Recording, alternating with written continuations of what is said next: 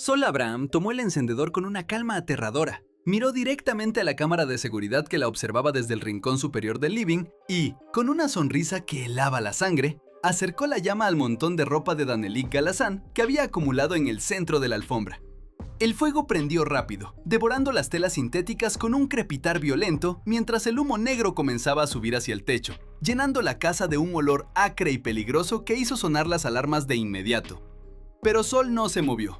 Se quedó ahí parada, viendo cómo su enemiga perdía todo lo que tenía en ese instante, mientras los gritos de los demás participantes resonaban en los pasillos y las puertas blindadas se abrían de golpe para dejar entrada a los bomberos en vivo, con sus trajes reflectantes y mangueras listas, transformando el reality show en una escena de caos absoluto que nadie podía creer que estuviera ocurriendo realmente frente a las cámaras de Telefe. Si te impacta ver hasta dónde puede llegar la locura dentro de la casa, suscríbete ahora mismo al canal, déjale tu like para apoyar este contenido y comenta desde qué ciudad o país estás mirando este escándalo increíble. Para entender cómo llegamos a este punto de no retorno, donde el fuego real consume las pertenencias de una compañera y la producción tiene que intervenir con servicios de emergencia reales, tenemos que retroceder unas horas, quizás unos días, porque nada de esto ocurrió de la nada. Fue una mecha larga que se fue quemando lentamente hasta explotar en la cara de todos. La tensión entre Sol Abraham y Danelik Galazán venía creciendo desde que entraron a la casa. Dos personalidades fuertes, dos mujeres que no estaban dispuestas a ceder ni un milímetro de terreno. Pero lo que empezó como simples miradas cruzadas y comentarios pasivos agresivos en la cocina, se transformó en una guerra abierta cuando la dinámica de los grupos dentro de Gran Hermano comenzó a definir quién tenía el poder y quién quedaba aislado. Sol, con su carisma natural y su capacidad para manejar las situaciones sociales, había logrado agrupar a varios participantes a su alrededor, creando una especie de círculo de confianza donde ella era la líder indiscutida.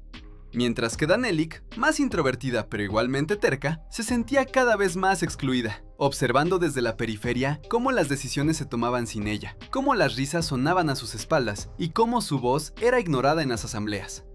La gota que colmó el vaso no fue una discusión por comida o por turnos de limpieza, fue algo mucho más profundo. Tuvo que ver con la lealtad y con la percepción de traición que Sol sentía hacia Danelik, quien supuestamente había revelado estrategias privadas de Sol a otros participantes como Brian Sarmiento y Nazareno Pompey, rompiendo la confianza básica que se esperaba en el juego. Esa noche, la atmósfera en la casa era densa. Se podía cortar con un cuchillo. Los participantes caminaban de puntillas, evitando hacer ruido, sabiendo que cualquier palabra podía desencadenar una explosión mayor. Y fue en ese contexto de silencio tenso que Sol decidió que ya no iba a hablar más, que iba a actuar. Comenzó a recoger las cosas de Danelik, no de forma desordenada, sino metódica, tomando cada prenda de vestir, cada accesorio, cada objeto personal que Danelik había dejado disperso por los espacios comunes, argumentando que estaban ensuciando la casa, que eran un desorden inaceptable, pero todos sabían que era una excusa, que era el comienzo de una venganza calculada. Danelik, al ver que Sol agarraba sus cosas, intentó detenerla. Le pidió que la soltara, le dijo que no tenía derecho a tocar sus pertenencias, pero Sol la ignoró. La miró con una frialdad que asustó a los presentes, incluyendo a Juan y Caruso y a Emanuel Di Gioia, quienes intentaron mediar sin éxito, porque Sol estaba decidida. Estaba en un estado mental alterado donde la razón ya no tenía lugar. Solo existía el impulso de castigar, de hacer pagar a Danelik por lo que ella consideraba una traición imperdonable. Mientras Sol apilaba la ropa en el centro del living, Danelik lloraba, no de tristeza, sino de impotencia, de rabia, gritando que eso era abuso, que era acoso, llamando a Santiago del Moro a través de la cámara, pidiendo ayuda.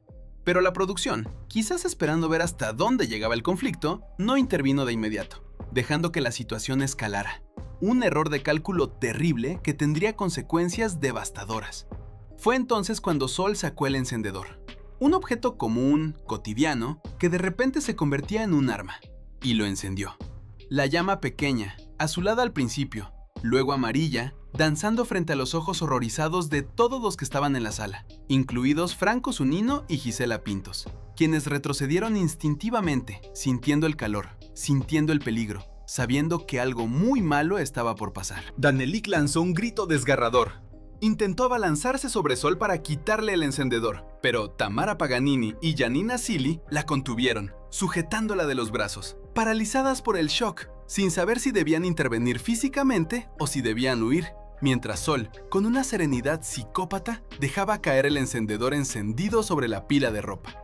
El fuego estalló con una rapidez sorprendente. Las llamas subieron metros en segundos. El humo negro invadió la habitación, activando los detectores de humo que comenzaron a pitir estridentemente. Una sirena continua, ensordecedora, que marcaba el inicio del fin de la normalidad en la casa. Los participantes corrían, tosían, cubriéndose la boca con las manos, buscando salidas, mientras el fuego seguía creciendo, alimentado por el oxígeno de la habitación y por los materiales inflamables de la ropa y los muebles cercanos. Y fue en ese momento de pánico absoluto cuando las puertas principales se abrieron y los bomberos entraron, no como parte del juego, no como actores, sino como profesionales reales, respondiendo a una emergencia grave, con equipos de respiración, hachas y mangueras, tomando el control de la situación, ordenando a todos que se alejaran, que se pusieran a salvo, mientras ellos combatían las llamas que amenazaban con consumir toda la estructura. La imagen de los bomberos rociando agua sobre las pertenencias carbonizadas de Danelik, mientras Sol era retenida por los productores que finalmente habían ingresado a la fuerza, es una de las más impactantes en la historia de Gran Hermano Argentina. Porque rompe la cuarta pared, porque nos recuerda que detrás del entretenimiento hay personas reales, emociones reales y peligros reales que pueden salirse de control en un instante. Mientras el agua apagaba el fuego, el silencio volvía a la casa. Pero era un silencio diferente. Pesado, cargado de culpa, de miedo, de incertidumbre sobre qué pasaría después, sobre si Sol sería expulsada inmediatamente, sobre si Danelik podría continuar en el juego después de perder todo, sobre cómo los demás participantes procesarían lo que acababan de presenciar. Brian Sarmiento, visiblemente afectado, se sentó en un rincón, con la cabeza entre las manos, tratando de comprender la magnitud de lo ocurrido, mientras Eduardo Carrera y Manuel Ibero discutían acaloradamente con los productores, exigiendo explicaciones, preguntando por qué no habían intervenido antes, por qué habían permitido que llegara a ese extremo. Y la respuesta de la producción fue evasiva, citando protocolos de seguridad, hablando de la autonomía de los participantes, pero nadie compraba esa versión. Todos sabían que la línea se había cruzado, que el juego había dejado de ser un juego para convertirse en una situación de riesgo vital. Danelik, empapada, temblando, miraba sus cosas destruidas, negras, irreconocibles, y lloraba en silencio. Una lágrima silenciosa que dolía más que cualquier grito, porque representaba la pérdida de su dignidad, de su espacio, de su seguridad dentro de la casa. Mientras Sol, todavía siendo retenida, mantenía la mirada fija en ella, sin arrepentimiento, sin remordimiento, como si hubiera cumplido su misión, como si el fuego hubiera purificado la traición que ella sentía. La intervención de los bomberos no solo apagó el incendio físico, sino que también extinguió cualquier posibilidad de reconciliación entre las dos mujeres, creando una brecha insalvable, un abismo de desconfianza y miedo que se extendió al resto de los participantes, quienes ahora se preguntaban quién sería el siguiente. ¿Quién podría ser el objetivo de la ira incontrolable de Sol, o de cualquier otro participante que hubiera estado ocultando sus verdaderas intenciones bajo la máscara de la convivencia? En las horas siguientes, la casa se convirtió en un lugar fantasmal,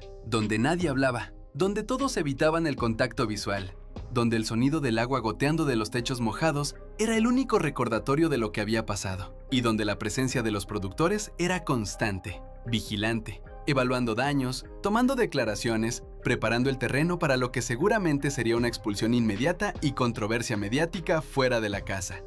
Lo que ocurrió esa noche no fue solo un acto de vandalismo, fue un síntoma de algo mucho más profundo, de la presión extrema a la que están sometidos los participantes, del aislamiento, de la falta de privacidad, de la competencia feroz por el premio final, que puede llevar a las personas a romper sus límites morales, a cometer actos que jamás imaginarían hacer en su vida cotidiana, y que nos obliga a nosotros, como espectadores, a cuestionar nuestra propia responsabilidad en este espectáculo. Si somos cómplices al disfrutar del sufrimiento ajeno, al esperar el conflicto, la pelea, el drama, hasta que se vuelve demasiado real, demasiado peligroso, demasiado cerca de la tragedia. Mi opinión personal sobre este caso es que la producción tiene una responsabilidad enorme en lo sucedido. No pueden lavarse las manos diciendo que fueron los participantes, porque ellos crean el entorno, ellos manipulan las dinámicas, ellos saben cuándo la tensión está llegando a niveles peligrosos y tienen la obligación moral y legal de intervenir antes de que alguien salga lastimado, antes de que haya que llamar a los bomberos, antes de que el entretenimiento se convierta en una nota policial.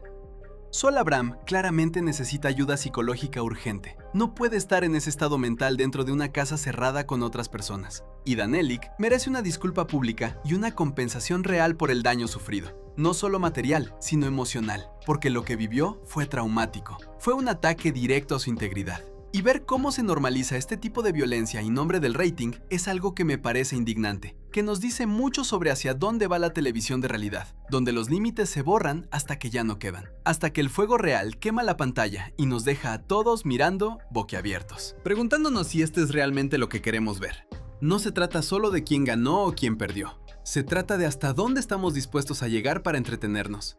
Y creo que esta noche hemos tocado fondo. Hemos visto el lado oscuro de Gran Hermano. El lado que no quieren mostrar, pero que siempre está ahí, acechando, esperando el momento justo para estallar. Y ahora que ha estallado, no podemos fingir que no lo vimos. No podemos seguir como si nada hubiera pasado, porque las cicatrices, tanto en la casa como en los participantes, van a quedar para siempre, marcando esta edición como una de las más controversiales, peligrosas e inolvidables de la historia. Y dejándonos con la pregunta de si alguna vez volveremos a confiar en que lo que vemos es solo un juego, o si ahora sabemos que es algo mucho más serio, mucho más real y mucho más aterrador. Seguí la página y comenta parte 2.